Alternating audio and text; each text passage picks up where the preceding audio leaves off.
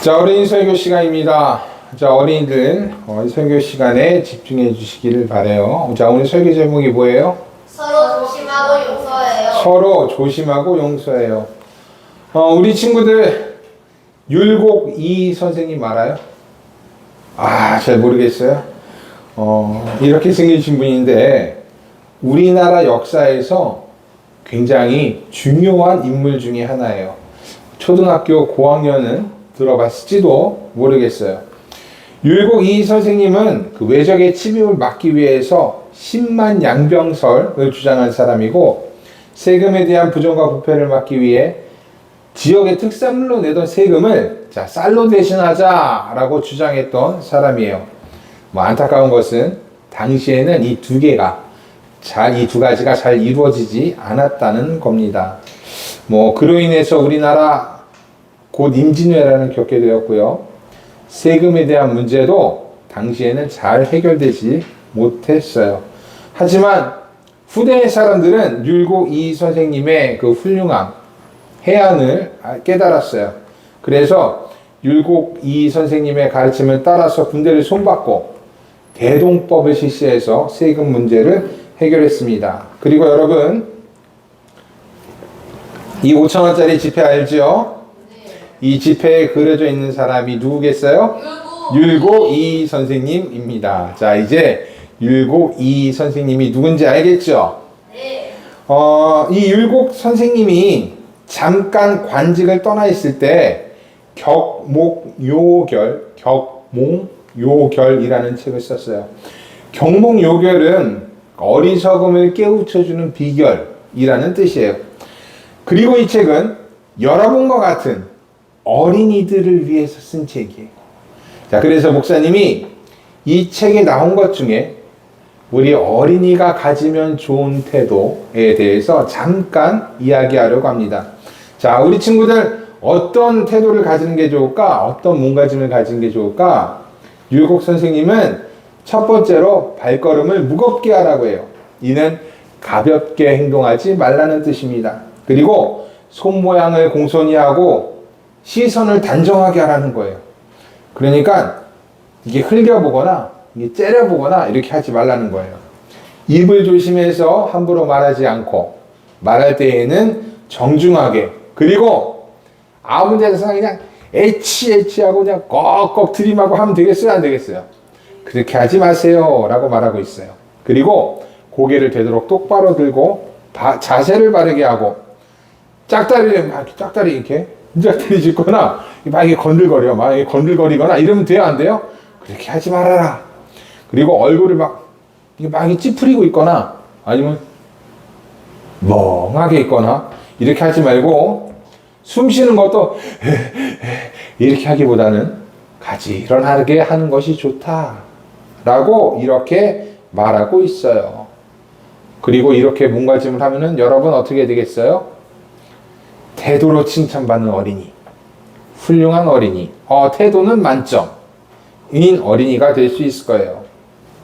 자, 지금까지 나 자신이, 여러분들이 어떤 태도를 가지면 좋을까에 대해서 이야기했어요.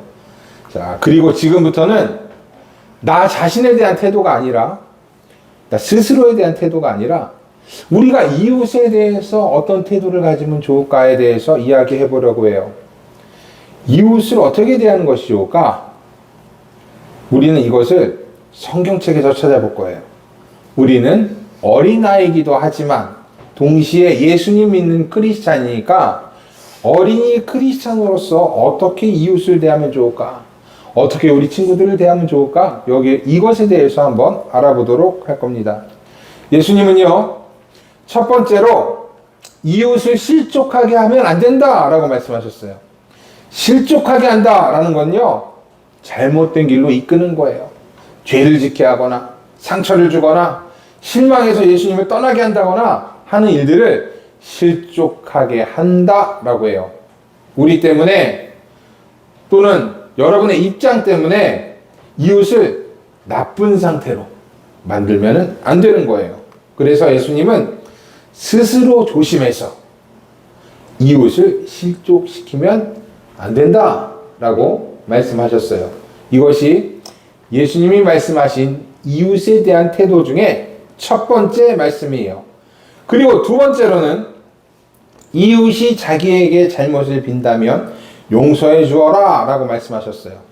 누군가가 여러분에게 잘못하고 미안해, 용서해 줘 라고 말한 적이 있을 거예요. 그리고 몇 번이나 그렇게 한 적도 있을 거예요. 그러면 그때 여러분들은 어떻게 해요? 나한테 용서해 줘 라고 말했으니까 용서해 줘요? 아니면 화가 많이 났으니까 이놈 이거 똑같은 거 계속 반복해서 잘못하니까 용서 안 해줘요? 솔직히 화가 많이 나거나 나한테 몇 번이나 잘못한 사람에게는 용서해 주기가 쉽지가 않아요. 목사님도 그래요. 똑같은 걸 계속하네. 용서해 주기가 쉽지 않아요. 하지만 예수님 뭐라고 말씀하셨어요? 용서해 주어라 라고 말씀하세요. 왜냐하면 하나님께서 우리를 100번이고 1000번이고 용서해 주시기 때문에 그래요. 그리고 우리가 용서받은 걸 잘 실행하고 있나 이렇게 보시기 때문에도 그래요. 그렇게 용서를 하나님께 받았으니까 너희도 용서해 주렴. 이게 예수님의 말씀이에요. 세 번째로 예수님은 이웃을 실족시키지 않고 하나님께 용서를 받은 것처럼 이웃을 용서해 주는 게 믿음이다 라고 말씀하세요. 믿음 눈에 보여요? 안 보여요? 안 보여요. 하지만 우리 삶 속에서 그 믿음이 나타나요. 이웃이 잘못되지 않게 조심하고 계속해서 이웃을 생각하고 용서해 주는 것, 이를 통해서 여러분들 안에 있는 믿음이 밖으로 나타나는 거예요. 그래서 믿음 있는 여러분들이 세상 사람들하고 다르게 보이는 거예요. 물론 이렇게 실족시키지 않게 조심하고 많이 용서하는 거 쉬워요? 안 쉬워요? 안 쉬워요. 아, 목사님도 되게 어려워요. 하지만 예수님 우리에게 한번 해보지 않을래? 라고 말씀하세요. 왜냐하면 예수님이 여러분과 함께 있으니까 그래요. 그러니까 예수님이 주시는 사랑으로, 용서로 여러분도 용서할 수가 있을 거예요. 어렵다고 생각해도 예수님이 함께 있으니까 용서할 수가 있을 거예요. 예수님께서 여러분과 늘 함께 계시길 바라요. 그리고 여러분을 믿음의 사람이 되게 하시길 바라요.